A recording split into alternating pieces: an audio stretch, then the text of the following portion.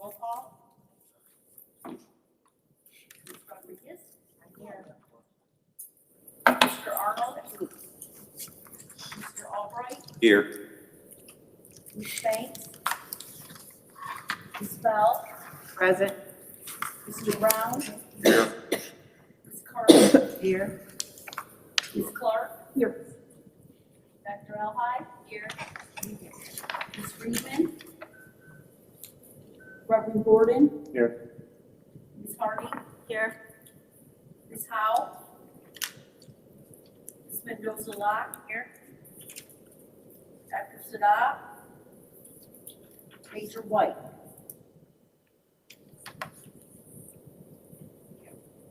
Okay, recognition of visitors. If you want to start right here in the front. Say your name and who you're with.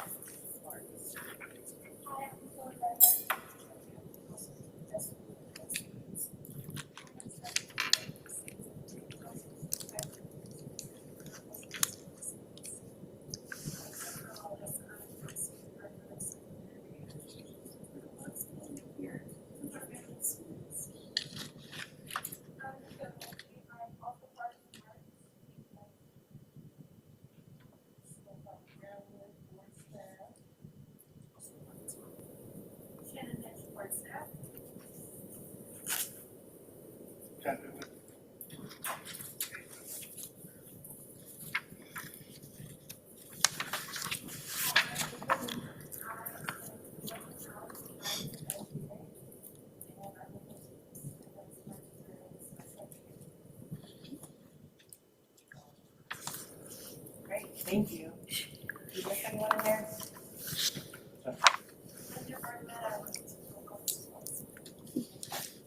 Great, well, welcome. We look forward to your presentation later today. All right, we're gonna go right into our meeting minutes from February 11th. Any questions about those minutes? Yeah, the motion to accept. I so move. Second. Moving right along, we'll step right into the treasurer's report. Jenny? Revenue and expenses statement is on page Oh. 9. We gotta vote. Oh, we have to vote, my bad. All right. We have a motion. I did catch. Any questions? Thank you. I'm a little rusty. All right, any questions? No. All right, those in favor? Aye. Those against? Those abstain? Motion passed. All right, Benny. Okay, revenue and expenses are on page 9 for the month of January. It's pretty consistent with what I've been saying for the last couple of months. January was a bi-monthly grant payment month, so you'll see in the expenses, we had $3.9 million in the grant funded payment line for expenses. The significant variances, again, is in revenue and in expenses is mostly Danny's Place, and we do expect that to catch up. And then we had a decrease in net assets of about $2.8 million at the end of January. On the balance sheet on page 10, we had a lot of activity in cash in January. We had decreases in cash because of payments for Danny's Place and our bi-monthly grant payments. We also had increases in cash because we got reimbursement for some of Danny's Place previous expenses, and we got our Ohio Moss allocations. Then you'll see in accounts receivable a significant decrease there. That is the receipt of the Danny's Place reimbursement. So it was sitting in accounts receivable, and then we got the cash for it. And then you'll notice we have prepaid expenses in January.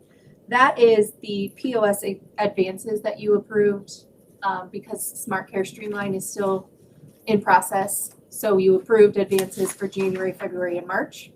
And we have that sitting in prepaid expenses until we can reconcile those expenses. And so you'll notice if you look at the table on page 8 in your packet, that it doesn't actually, the POS table that shows claims and voucher information for January shows only $423,000 in claims.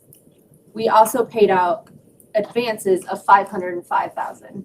That's not listed there. So if you're comparing that table to the payments on page 13, our total payments for POS was 928,000. So that's why those two are not going to agree. The rest of the payments are on pages 11 through 13, and there is a motion on page 8. And I know the POS is a little bit confusing, so if you have questions, I'm happy to answer them. Okay, is there a motion to approve? A second? Second. Are there any questions?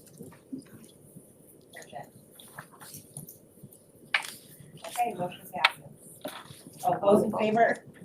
Those against? And those abstaining? Motion passes. I'm trying to make Dave proud, okay? Don't tell him. I like it, let's expedite this. Moving quickly. All right, so we're gonna go, I think, right back to Jenny. and talk about the authorization for Okay, this is on page 14. You'll remember last month we talked about the minimum fund balance being set at 8.9 million. This is basically what our reserve is that we board staff are not permitted to go below without your approval, and it is for emergency purposes. We are at a place where we are waiting for levy funds to come in, and at the same time, we know that we have expenses coming up that would put us below our minimum fund balance. So we're bringing this to you for approval so that we can continue to process payments until the levy funds come in. So I'll just give you kind of a brief overview of where we're at. With payments from last week, we're at about 9.7 million in our fund balance. So that leaves us about 800,000 to make payments. On a normal week, we would be fine. A normal week, meaning no Danny's Place payments and no grant payments, we would be fine. However, March is a bi-monthly grant payment month, and those bi-monthly grant payments are about 2.7 million. So in order to keep processing those payments and make those payments for March, we would need to go below our minimum fund balance. I do expect the levy funds to come in the very near future. A couple weeks ago, I had an email conversation with the auditor's office, and they actually anticipated them to be coming late last week. So I expect it any day now. So there is a motion on page 14, and I'm happy to have conversation on it. Are they late this year, or is this typical No, this is timing? typical. Okay. All right, so there's a motion, page 14. When you say typical, so typically, the funds are deposited. The last week of February or beginning of March, yep. Just because of the financial situation that we're in right now, we're really, really skimming it close.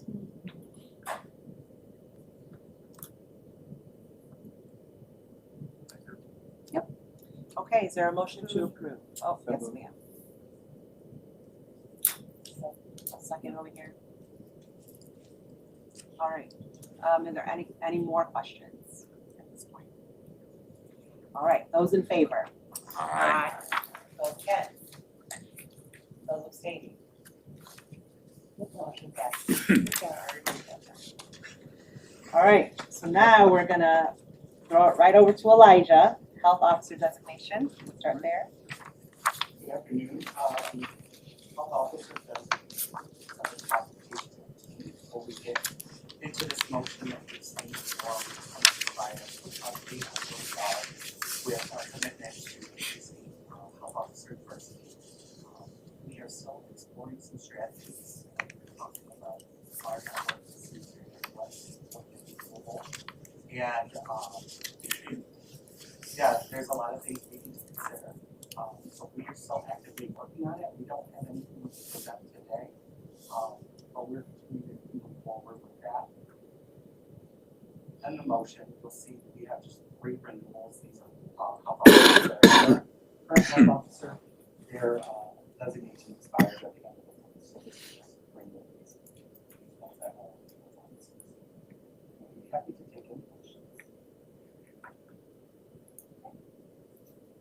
Have a motion. So moved. Second. Second. Right, any questions? Aye. Those against? Those abstained? Motion passes. All right, Steve. Good afternoon, everyone. I'll be brief, I promise. On pages 15 and 16 of your package, there are two proposed motions for your consideration. Just a little bit of background. Can you hear me all right, everybody? Okay. As a little bit of background for the motions, back in November of 2022, the board approved a significant amount of money for the implementation of the Infrastructure Transformation Project, ITP. We have, as we've moved through it, I feel most folks in the room are fairly familiar with what ITP has represented over the last 2 years, and with a great amount of support from the board and a lot of hard work from the staff, we've moved forward. Jenny mentioned in her report the transition period we are now in as the Streamline Healthcare's product, SmartCare, is brought online. There are some remaining funds from the initial allocated amount the board approved back in November of 22. The motions, the two motions that are in your package on the pages, like one line on page 15 and the rest on page 16, essentially are asking to reallocate the money that was set aside. There's about $34,223.72 remaining. And the intent is to reallocate that money to pay for some additional requirements from the vendor, Streamline Healthcare, as we move to complete the implementation of SmartCare, and for additional payments, future payments, to be able to use this money that is set aside for ITP to make these payments. Want to mention, Typo? No, I was gonna get there. I was like, Yeah, whoa, there is 31 on million. page 16, the first motion, it is not 31,109.66, it's $31,196.66.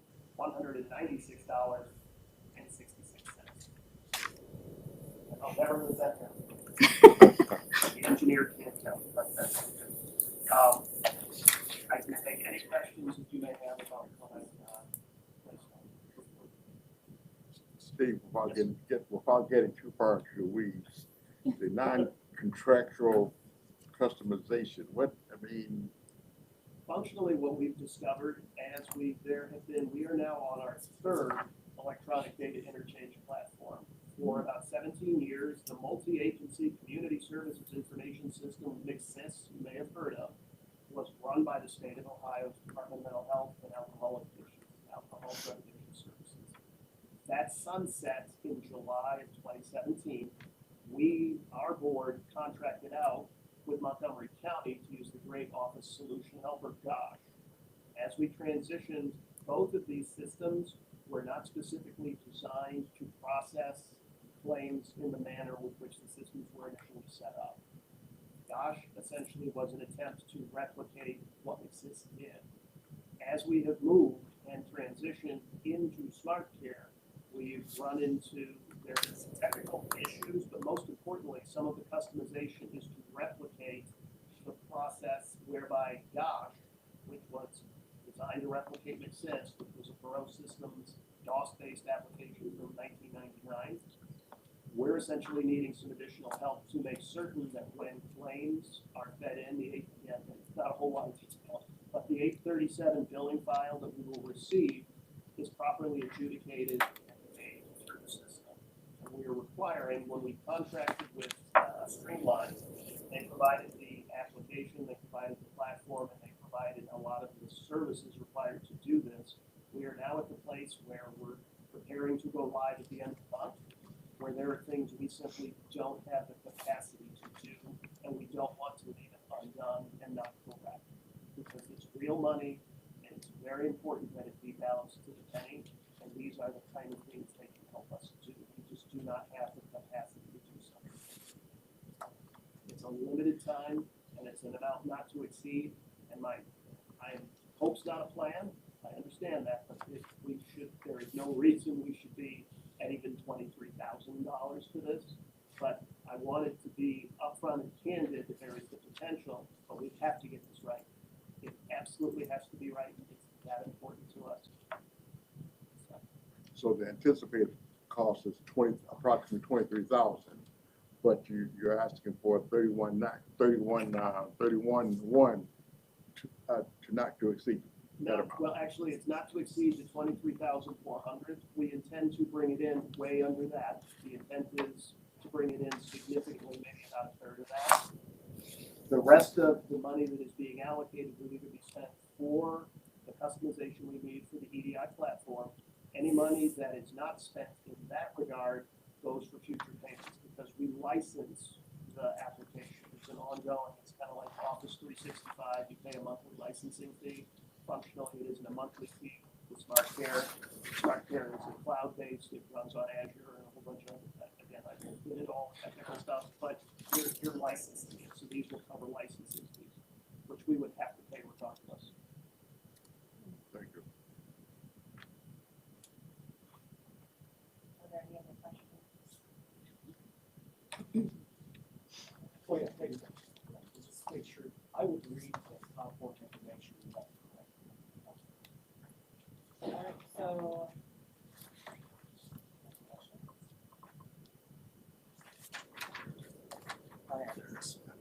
All right, the Mental Health Recovery Services Board of Lucas County approves allocating $31,196.66 board designated ITP funds to streamline healthcare for non-contractual work and future payments. Along with the second one. You don't need to read that one, no, there's no change to that. So do we have a motion to approve both of them? Motion. Okay. Those in favor? Aye. Those against? And those abstain? Okay, motion passes.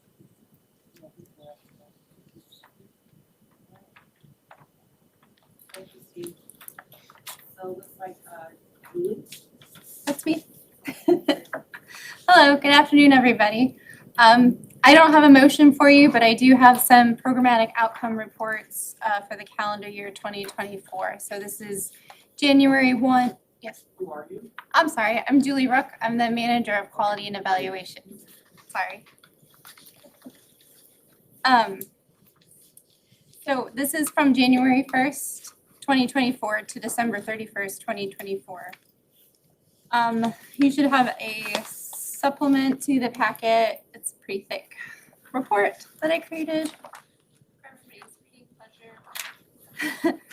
You will see that on page 3, you'll see what's expected to be in the report, and then it begins our priority outcome framework information. And this just kind of gives us a bigger picture of our community. And so that so everybody got it? Okay, perfect. You can see that on the top of page 4, our mental health provider ratio has stayed the same from this period and then the last reporting period. You will also see a change in the unintentional drug overdose deaths. It has gone up slightly. We are getting new numbers or a new way of reporting from the state of Ohio. So I don't have the information for the unintentional opioid-related overdose deaths or the alcohol-related death because they don't have that broken down county level, but I am working with the state to get that. I can tell you Lucas County has 5% of Ohio's unintentional overdose death rate. And of all of Ohio, 82% of overdose death rates are a result of opioids, and 13% is alcohol related. And that's for the whole state of Ohio. So I just wanted to verbally let you guys know that and explain why it hasn't changed since 2022. And then, are there any questions regarding? For the categories, who determined the categories? As like, i.e. equitable access, reduced suicide? Sure.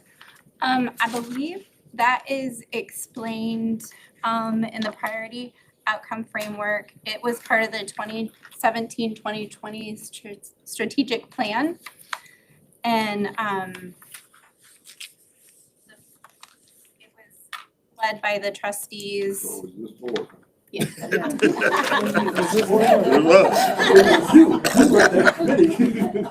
Actually, I appreciate how delicately you approach this, like, well.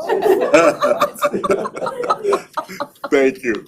You're welcome. I just had a question. Oh, I'm sorry, go ahead. Any suicide deaths, that's the year 2023, Yes. where does that number come from? That comes from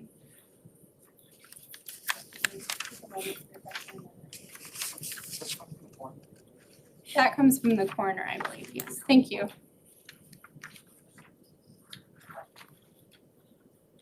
Is there a reason that, so we've got two different age categories, like 10 through 17 for deaths by suicide and 10 through 17 for attempted, but we're then going 12 to 17 for ideation. I was just curious why we change them, like change the age range there. I would think we'd want to track earlier ideation, right? I mean, That is something I can look into for the Yeah. next I'm reporting just period. curious to know why we start later. I'll Oh. take that. This comes from the Lucas County Community Health Assessment. Ah. That's how, so some of these cannot we directly Okay, collect, yeah. we support the health assessment and collect it. Got it, okay, thank you, that's very helpful. Would you mind asking them, like, the purpose for that? I mean, I'm just curious why we're seeing two different ages for that. I mean, that, yeah, Yeah, I think it has something to do with how they collect through the study. okay, So. maybe, yeah, Oh, some- 12, some- Yeah, it might junior be. high. yeah, it 10 might be, is it still might be more elementary. state, yeah, okay, that makes sense, thank you very much, Yeah. That wouldn't, yeah, that makes sense. they don't wanna I probably even right. get into the elementary schools. Yeah.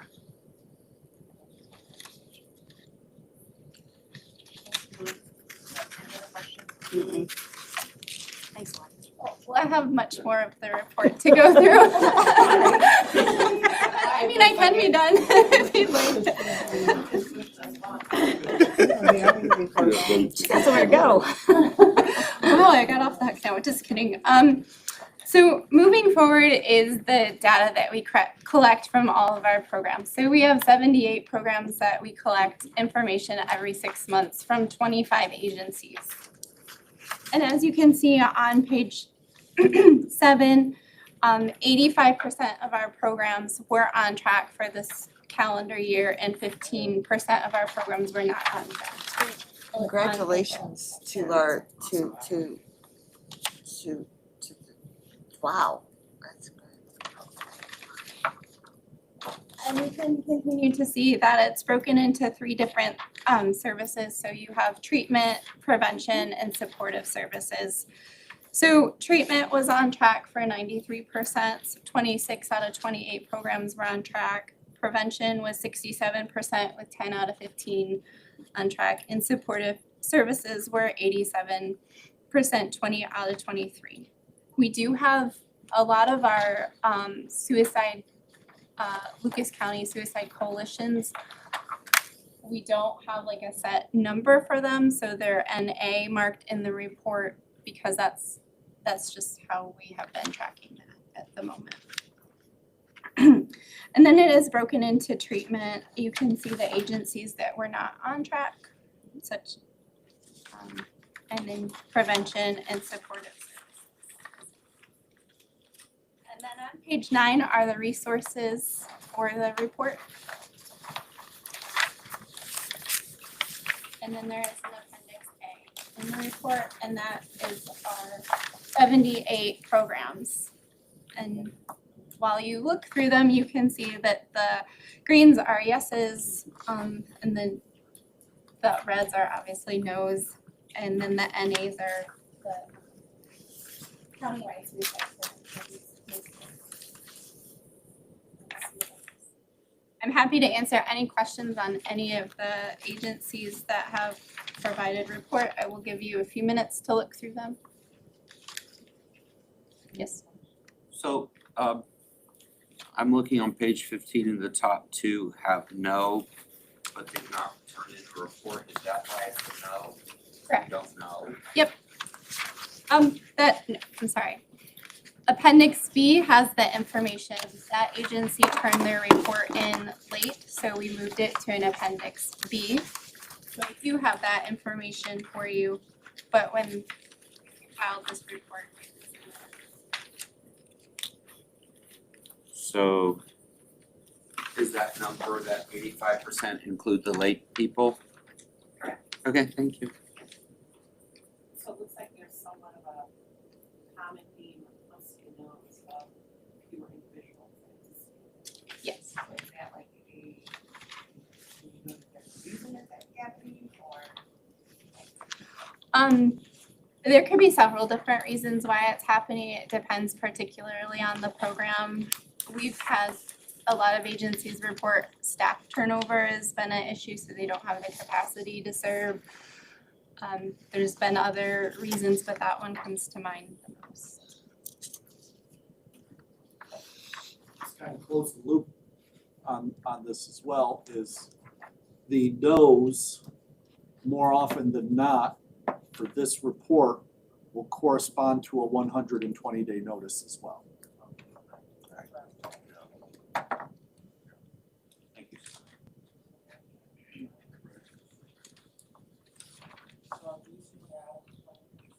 That's exactly what, yeah, when there is a no, they're out of compliance. And that triggers the 120-day response, which triggers negotiations for next year's contract around what changes programmatically will be made or financial considerations will be made. And that's the process we're going through right now. Right. We don't want to forget about Appendix C though, either. No, we do not. I did bring some numbers for Appendix B when they did report. Overall, it increased our programs to be at 89% on track and a change for treatment to be 96% on track and 80% of prevention on track. Okay. And then moving on to Appendix C for the request of our trustees. Last time I reported, we have an overachiever shout out report for our agencies that hit 100% of their goal or higher. And,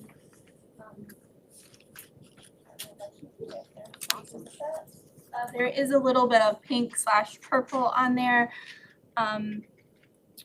The first side is the year end overachievers, and then the second little column is the mid-year. So if they didn't make it for the whole year, they were on the other end and vice versa.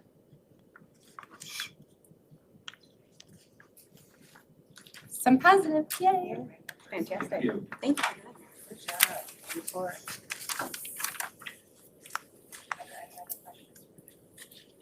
That was the last part. right? That was the last part. I don't know if you had any other sleeve there. That's right, that's right. All right, so we're gonna move on. There's not a motion there. We'll move on to Michael. Thank you. I'm really excited I get to present the FY 2024 annual report. You may know that it's mentioned here that we're required every year to have an annual report that reports pretty much dollars spent and people served. However, we go above and beyond, and you'll see that on the next few pages, annual report by sharing what we've done as a highlight over the year. I always joke with Scott, it's a sad dog who don't wag his own tail, right? And so we should be sharing a little bit of what we do in the community so people have an idea, a little bit more about the work. We have a letter from our executive director, Scott Siley, that kind of gets to the gist of some of what we have done for the year. Many of you will see your smiling faces. If you're on the board, you will see your smiling face for the fiscal year of 2024. The directors were on here, the staff that was on staff during fiscal year 2024, their name is listed as you go along. You'll see the system of care. So if you're wondering who we fund, we have that front and center, so you get a good idea of the agencies that we fund by logo. And then we get into the meat of what we've kind of done for the year. There's no secret that we moved, and so you have a big picture of us moving, pictures of crates. That was an exciting time last February. Kind of hard to believe it's been a year, right? Exactly, and so we've been here now a little over a year, and that happened during fiscal year 2024. Mental health first aid training, we have that here. We showed up to be at 27 classes, 280 participants. That is huge, a huge deal for us in the community. And those were 24 adult classes and 3 youth classes. So we're really excited about those numbers. And we show some of the organizations that we work with as they relate to our strategic plan and what we set goals to do. And so you'll see Toledo Fire and Group Home Operators and Goodwill Industry and Lord's University, to name a few. Just kind of give you an idea, but we actually had a good breadth and scope in the year 2024 for mental health first aid. Then you'll see some of the other trainings that we did, CIT, which is really huge for us. And since 2011, we've trained over 1,100 individuals. Wow. We thought that was worth noting. We're doing that quarterly, but we have been able to do over 1,100. We now have been able to do NOVA, and that was really huge for us the last fiscal year.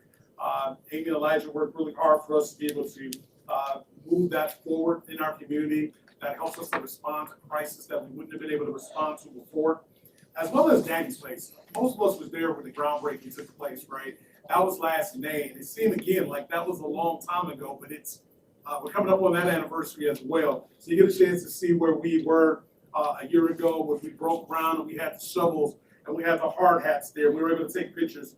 So that was a great time that we had with NAMI, Ohio, as we did that. And we moved forward. I wanted to highlight 2 more things. One is recognition ceremony, which we do every May 1st.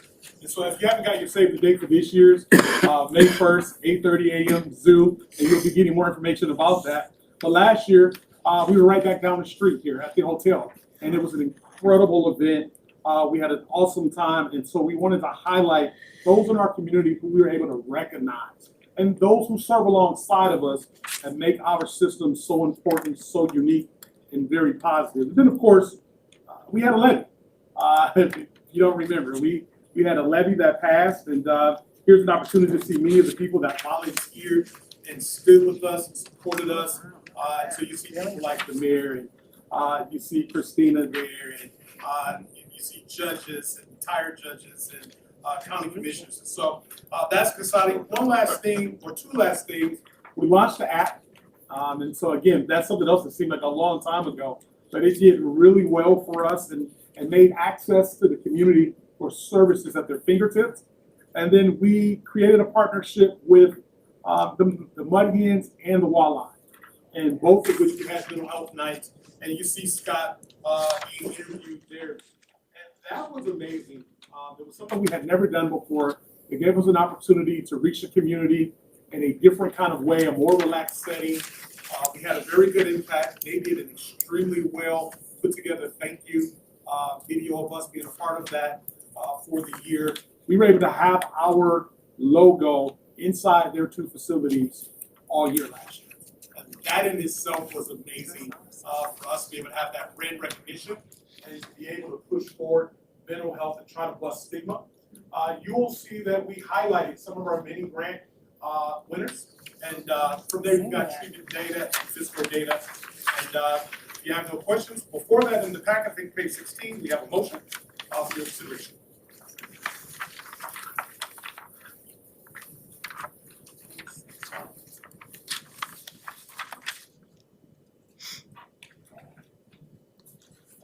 Thank you for everybody who, putting together an annual report is no joke. I've done a few. And I just want to say great job and thank you. We appreciate the time and effort because reporting back to the community is important to all of us as trustees. And the fact that you put together in such a dynamic piece is just icing on the cake. Thank you. Thank you. Faith helped lead the way with this project, and it was really a tough lift, but a good job on it, Michelle. Michael, also, I'm happy to see that more agencies are taking advantage of the CIT training. I mean, it's so critical. At first I looked at I missed the 102 officers and 20 local departments. Do you have any idea, like, out of all of those departments, how many officers and first responders are? Trained. Yeah. We know the number is 1,100 that we've trained. That's the number that we know. We can't specifically say for each department how many. Yeah. We can say that we have increased our share. Sure. That there's maybe one or two, we just had the conversation earlier, I think they don't have CIT training, but Wood County is working with the trees and some others to make sure that those agencies have a training specific to them, because they only have like 2 or 3 officers. Yeah. And so to do 40 hours in a week, when you only have 2 or 3 officers, let's say at Jerusalem Township, Yeah. it's very difficult. But there is a measure that's being undertaken now by Latrice and 2 other representatives spearheaded by Wood County to make sure that gets done along with theirs. So we're excited about that as well. Sure, absolutely. There's a lot that's happening, a lot of great work that Latrice and the others are doing. All right, Latrice, congratulations. Good job. So I will answer Yes. Second. All right. Any other questions or accolades? Good job, Michael and Carter. Great job, Mike. Carter. Look at that, Carter. All right, those in favor? Aye. Those against? Those abstaining? Motion passed. All right, now we can hand it over to Scott. Okay, well, I will invite the students to come on up to the table. While I'll do the introductions, come on up. So I just lifted this from your email from the first presentation you had. Several years now, there's been dozens of Toledo Public Schools high school students participating in what the District Students Voice Initiative called SMARTS. Students making achievement right this second. These students have prioritized their discussions around the important topic of mental health. On February 20th, there was a community meeting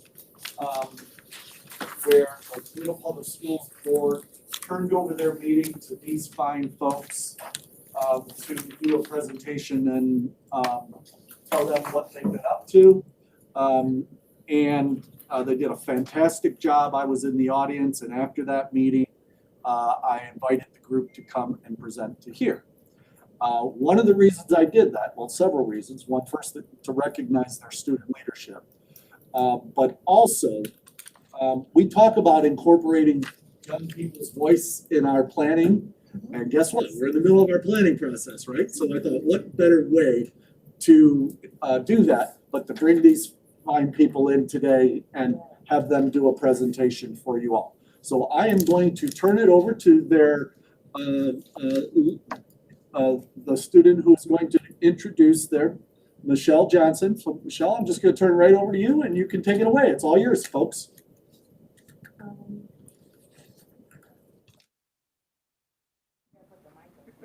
It's okay. I'm Michelle Johnson. It's in the Toledo Pre-Medical and Health Science. And we're live streaming, so. Okay. I'm Michelle Johnson from the Toledo Pre-Medical and Health Science Academy, and I'm a junior, and this is my 3rd year in SMARTS. Alongside me, we have Stephanie Williams. She's a 12th grader from Jones Leadership Academy of Business, and this is her 4th year in SMARTS. Alongside her, we have Ava, who is an 11th grader at the Toledo Technology Academy of Engineering, and this is her 2nd year in SMARTS. And finally, we have Chloe Larday, who is a senior at the Virtual Academy, and it's her 3rd year in SMARTS. Toledo Public Schools mission. We provide innovative educational opportunities that ensure each student is prepared for their future. And our vision is we empower each and every student to lead and live a purpose-driven life. The reason why we keep our vision and mission at the forefront is to be able to keep it in mind of our students as well as our educators.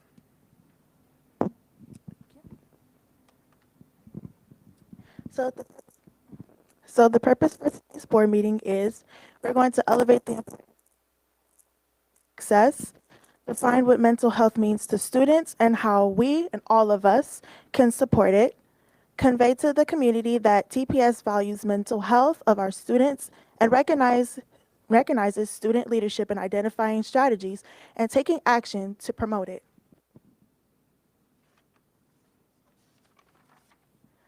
For tonight,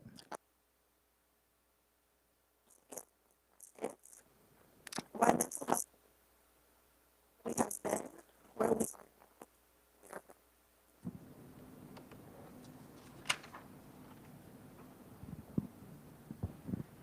So, why smarts? We all believe that students have a role in making decisions that not only improve their school district but also the community. Personally, for me, why smarts is because it's giving students an opportunity to really use and create their leadership opportunities and values. And also, when it comes to TPS, they always convey letting students live a purpose driven life, and this is really allowing students to do that.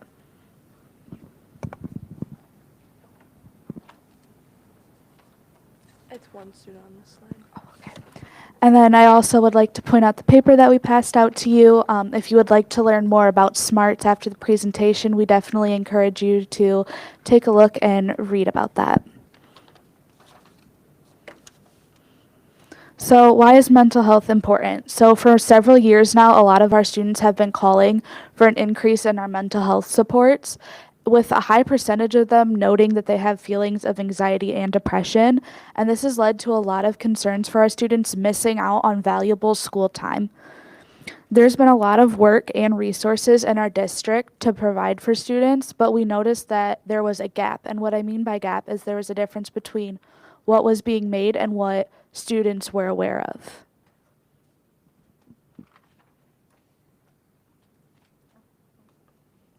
So, defining mental health and mental health supports. When we first came together as a group, we really wanted to look at what already existed in our district and what were our students really aware of and what did they find most helpful and what supports already existed within the schools.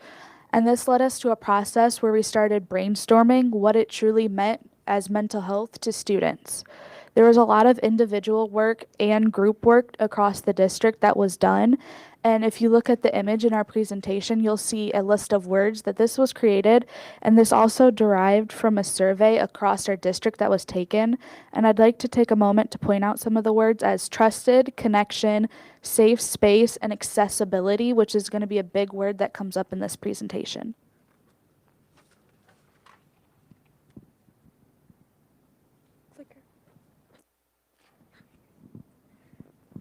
So where we have been, our SMARTS team has been taking the time to create our very own mental health banner.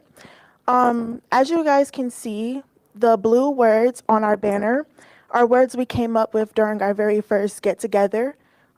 These words helps put together our definition for both mental health services and our definition of mental health, which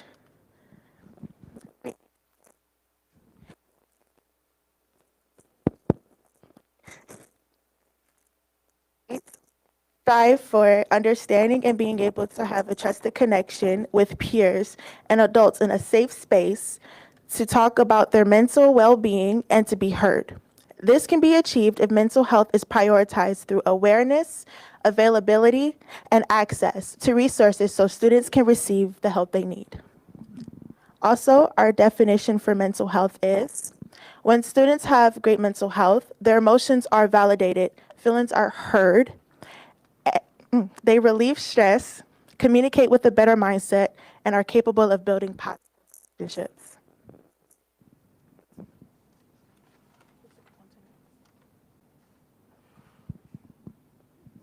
So now that we've kind of talked about the process we took and where we are, or where we have been, we would like to take a second to talk about where we are now.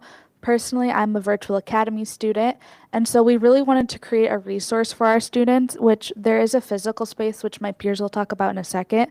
But for virtual students, I think no matter how or where you learn, you deserve to have mental health supports.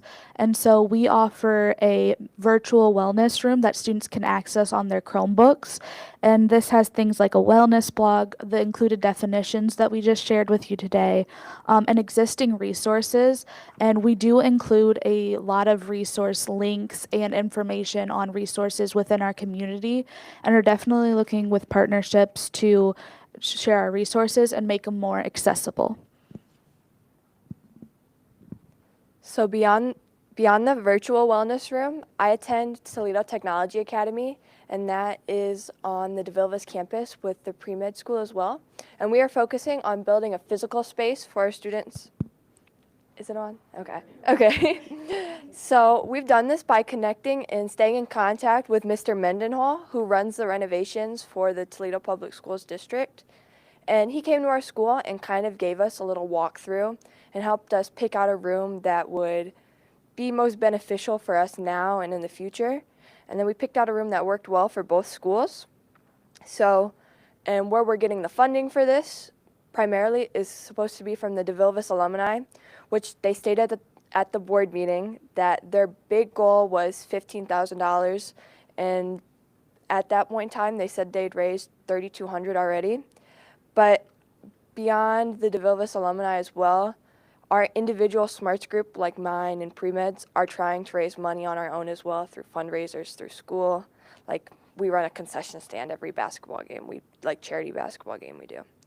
So we've begun surveying students for what they want to see in the room, what they would like to need, and lots of very specific things like that. Like what kind of lighting they'd like to see in the room, which you don't really think about much at first. But what I mentioned at the board meeting was you don't want like the bright fluorescent like dental lights in your safe, calming space. So we definitely made sure to ask about stuff like that. And then finally, we are making sure to clarify the room expectations that it is not some sort of playroom. It is a safe, relaxing space where students can go to if they must or if they need to take a breather or stuff like that. You can go ahead. Oh, sorry. Wait, you can go back. I'm sorry. Okay. So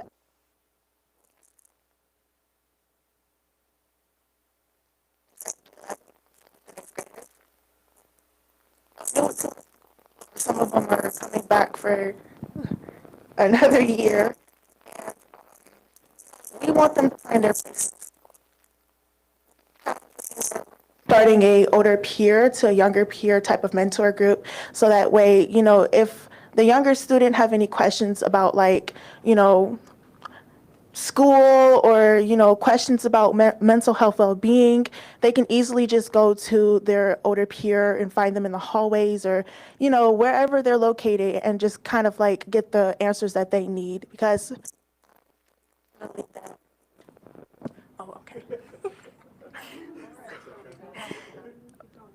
because I personally feel that students listen to students, so I feel like this is a great way to express mental health at JLab as well. We're working with Ava at the Toledo Technology Academy. Like she said, we found a mutual space that is great for both of our schools. It's right in the middle where a lot of students can see it and access it, so it's not further on one side of one school or the other side. We also made it clear to students that this is not a playroom. It's somewhere where you can decompress if you're having a stressful day, if you're going through something and you can't reach a counselor or somebody else to talk to. We're also including other school organizations like Pre-Med has an art club and TTA has the art supply, so we'll collab on that to decorate the room and create murals every month with motivational words and things like that to be able to keep students motivated.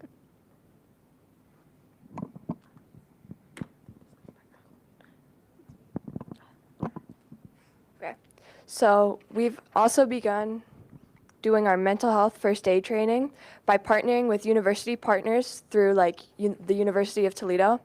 And they've already started to train teachers, CPOs, and other faculties at schools, for example, like Rogers and ANSAT. Although at schools that haven't been quite trained yet, like at my school, we're working to identify teachers and faculty who are willing to get trained in the future when the opportunity becomes available. But our end goal is to be able to train more of the students in our school because, like Stephanie said, students listen to students. So our end goal, big goal at the end of the line for us, is to train our students, and we would like to emphasize the opportunity to maybe partner with you guys on something like that, where we could make that happen a lot quicker and easier to make sure it's the best opportunity where it could be.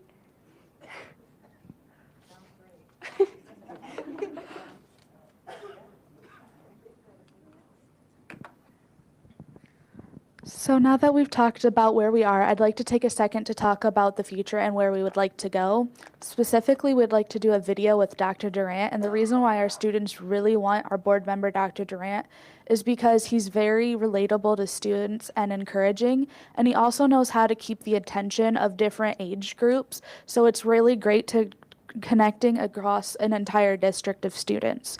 Some of the content we want to really cover in this video would be why mental health matters to our board, and really just take this video as a chance to destigmatize mental health and create the safe space across the district. We also want to introduce our wellness rooms, again, making things accessible, and also share the definitions that we shared with you today. So beyond the video with Dr. Durant, we're also trying to continue to promote already existing resources because there's no such thing as over-promoting when it comes to mental health resources like this. And listening to student perspective when it comes to stuff like that is so important because you need to keep that in mind when maybe you're updating them, you're changing them, etc. But making sure students are able to access them is one of the biggest things. Make them visible, post these resources, keep promoting them. I can't say that enough, truly. And then have students share how they're accessing these resources. So that way, like at the virtual academy, maybe they don't have as many resources available to them as maybe people at START do at my school at Rogers. So not only does listening to students on that help out anyone making the resources, but it ensures a feedback loop that builds trust in a lot of these resources. Because maybe they have access to these resources, but maybe they just don't trust them.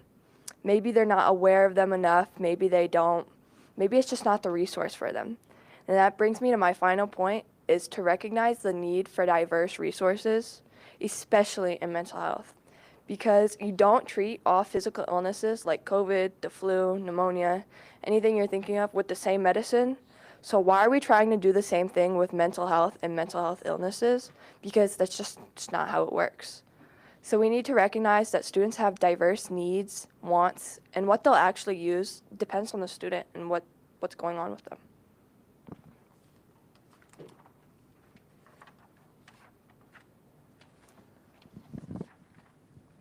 Our commitment.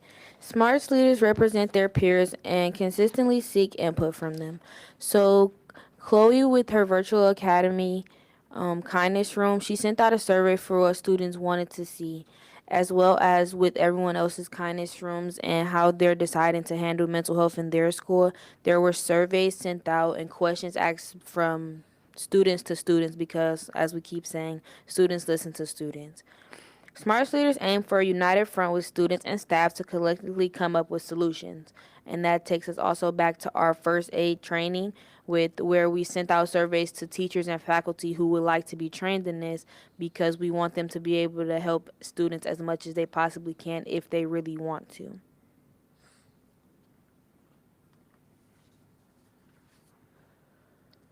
The impact of this work and our powers as student leader is best supported by giving us feedback, so allowing us to ask you guys questions as well as asking us questions so we can continue to become greater and do better things with mental health. Suggesting possible future partnerships, like Ava said, partnering with you guys with the mental health first aid training. Recognition and acknowledgement of contributions. So the DeVilbiss alumni donating to our mental health room is the contributions that we appreciate, and just honestly listening to our students, because we are trying to further and create a better space and a better environment for students to be comfortable with their mental health.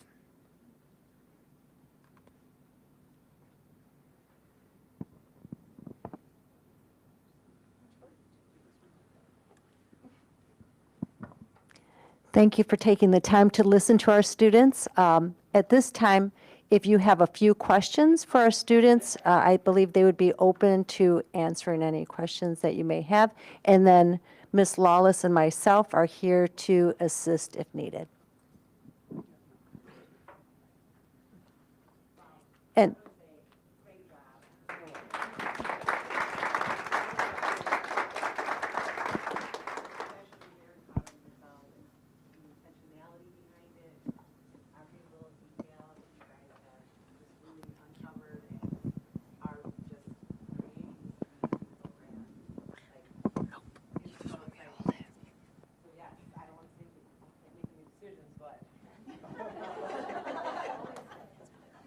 Yeah, I want to thank you for being here. I want to thank you for what you're doing as somebody who dealt with mental health struggles when I was your age and had nowhere but a guidance counselor who I didn't relate to. I applaud you, and I'm so impressed with what you're doing. And, you know, sometimes I hear things about, kids of the future leaders. You guys are our future leaders, and thank you. And I bet one or two, and maybe all of you will be serving on this board in 7 years. I'm also impressed with what you have done. I have a question. Because of your existence, have you noticed an increase in students like yourselves who have expressed an interest in what you're doing? So I actually didn't start working on like all of our mental health projects until maybe 3 months ago when it was kind of brought to me as an opportunity through SMARTS. Before in SMARTS, I was kind of just working through miscellaneous projects at my school. I truly didn't know what the whole mental health thing was about till I really got into it. But now I'm able to promote it to other students. As a student who didn't know what it was, if you asked me last October, I probably couldn't tell you a word, truly. But yeah, I feel like a lot of students are definitely gaining interest. And like at the board meeting, I brought another girl with me from my school because she wanted to see what was going on as well. So it's just small things and opportunities like that that make a big difference for us. I also want to add, just thank you for being so transparent. I can share a story when my kids were your age. My son came to me and said that he was depressed. And I was such an ignorant parent when it came to mental illness or I just thought that what could they possibly have to be worried about? We're providing everything. I was just clueless. And not to rehash what happened in the past or anything, but I just think that's been a long time ago, but I just think that if more light was shed on the mental health of our kids, my kids could have been in a much different place. And so just thank you. I remember, I'm almost embarrassed to say it now. I remember my son coming to me and saying that he was depressed. And I said, son, go read your Bible. Yeah. And so just the ignorance. So thank you for just dispelling the stigma and being so transparent and open and because kids need to hear this. Good job. For me, the magic word was stigmatizing. Because that's what has happened. And it's something that our culture is, in the most recent years, is really stripping away the stereotypes or the embarrassment or the shame. Coming from, I'm of Arab descent, and coming from that culture, I grew up in an environment where mental health was something that we hid, we didn't talk about. So this right here that you're doing and sharing it with all of us, I mean, we're all blown away. I don't know if you noticed or not. But, you know, you're hope, you're giving hope to a group of adults who are looking at the current environment. And then we see you, and it's almost emotional. Because it's the hope that we need. So thank you for the gift. Thanks. I also, I'd like to say that it's really key that you're talking about students talking to students. Because many students do talk to one another, and someone doesn't know or what to do, but they may talk to another student. And somebody else may say, hey, this is what you need, this is what you need to go, this is what you need to see. So I think that's really key, and it's very important. And kids are a lot smarter than most of us think. I mean, I remember being a kid thinking, parents thinking, oh, we don't know. But kids do know. So I appreciate it that you're looking with each other. I heard the comments about comfort room or comfort zone. What is that consist of? The kindness room? Oh, yeah. So, we started working on that about 2 years ago. The wellness room, sorry.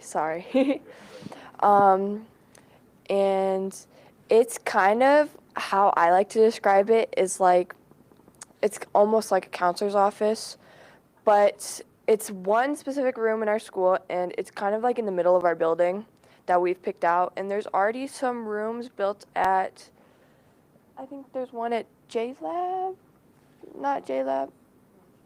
Rogers. It might be Rogers. There's some in some elementary schools already, but the whole point of the room is like, think of like the most comforting environment in your head and imagine spewing that all into a room. So we're thinking like nice furniture. Like we said, we want to incorporate students as well. By doing that, we wanted to do like a chalkboard wall with an art mural where the art club can come in every month or so, update it, and, you know, positive affirmations, stuff like that. But it's also an area where students are able to connect with people like a counselor or people who are already mental health first aid trained, so they can go to this like central space and even if they don't want to talk to someone, they can just use it as a spot for a breather. Because I know a lot of students, and I am one of those students who's kind of got one specific teacher's room they go to when they're upset. And we're trying to like put that into one room where it's where all students can go, where they feel comfortable doing. I think it's great. I noticed that there are 4 young women here. Do you have more of a problem getting young men involved? I'd like to say that there's 4 girls in my grade at my school out of a class of about 40 students. Absolute experience, but there's plenty of people on SMARTS as well. It's such a diverse group of people where we're getting inputs from everyone. There's one particular subject that stands out among the others that bother kids the most, or is it just everything?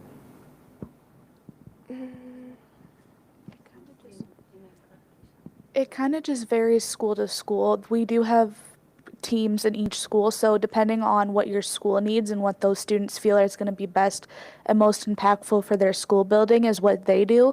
But then we also have groups like the mental health working group that come together to tackle bigger issues district-wide. So again, it just depends on what students speak up the most about and where our ideas take us. And it does vary from building to building, but we do have district level groups as well.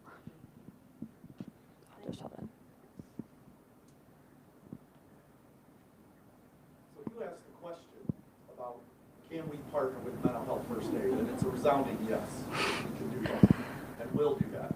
Our facilitator of training, Patrice Flowers, is right behind you. Mm-hmm. We're going to get the information from you guys before you leave today, and we'll set up some additional conversations. And I think I already have one scheduled with Ms. Lake about some other initiatives. One of the challenges I'd like to put forth, though, is how do we keep this dialogue and conversation going? We are in the midst of doing some community conversations. I would like to challenge my staff to add a fourth forum, specifically with TPS students, with approval of TPS administrators, that we can come together and have a more robust conversation about what we might be able to do in the future.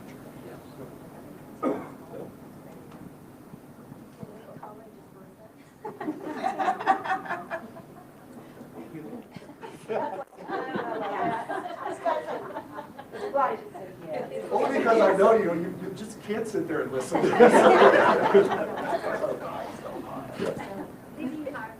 Yes, well, no, thank you guys again, and I see some parents are here too, and you guys be so proud of your kids in the administration. Thank you for this opportunity. take them. As you Thank see, you. it is student-led, so thank you to students for taking the time. We do have some note cards, so please, if you think of something after the meeting, write down the question.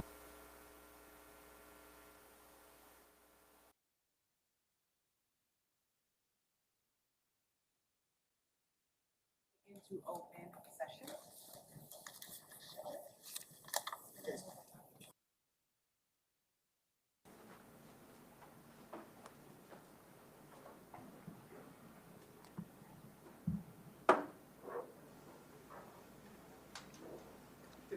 Before he starts, there's note cards coming around. I will send out a note to you guys about any comments you had, any questions, and you can just email me. I'll collect them and then send them. Post to them. Yeah, as opposed to right. It'll be much more efficient. Go ahead.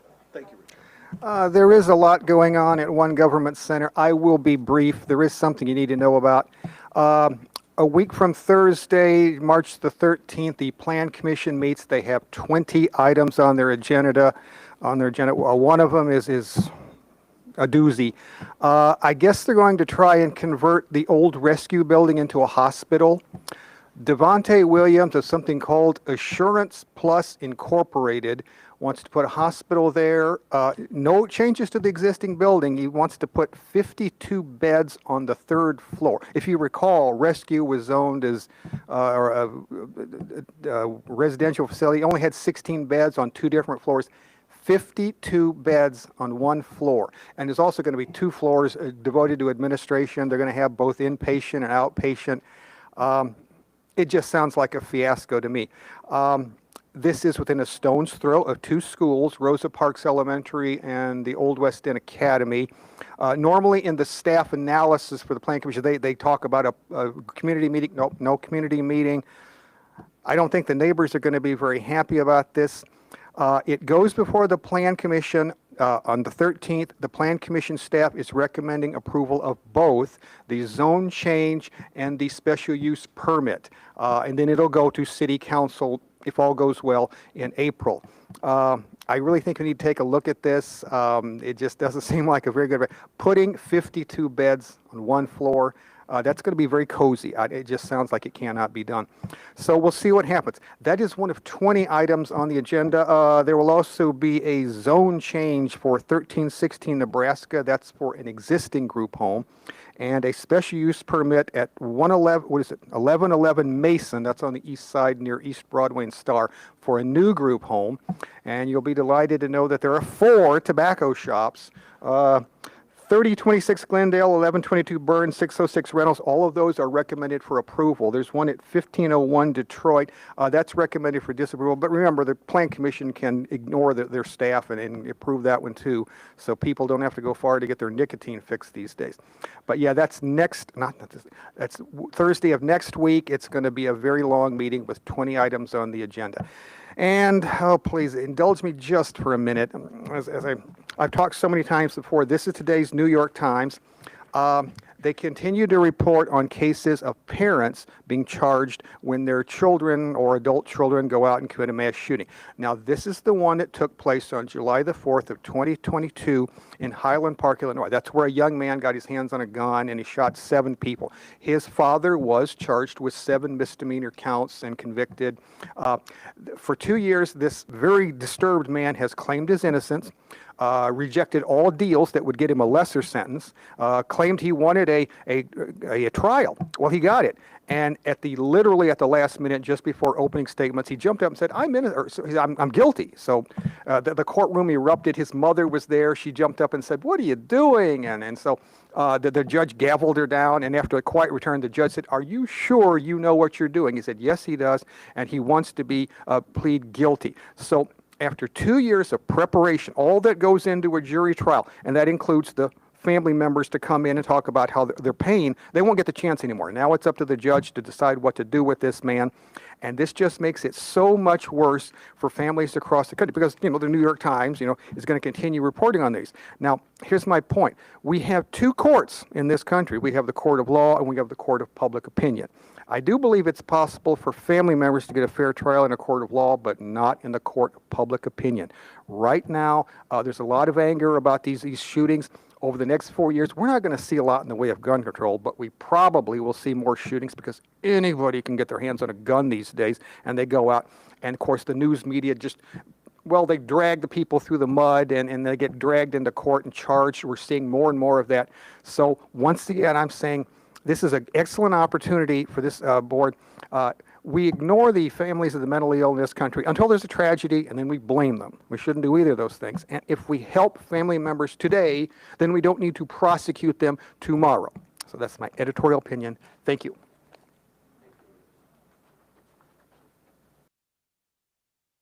So I think we're adjourned now. Thank you, everyone. Awesome. Thank you. And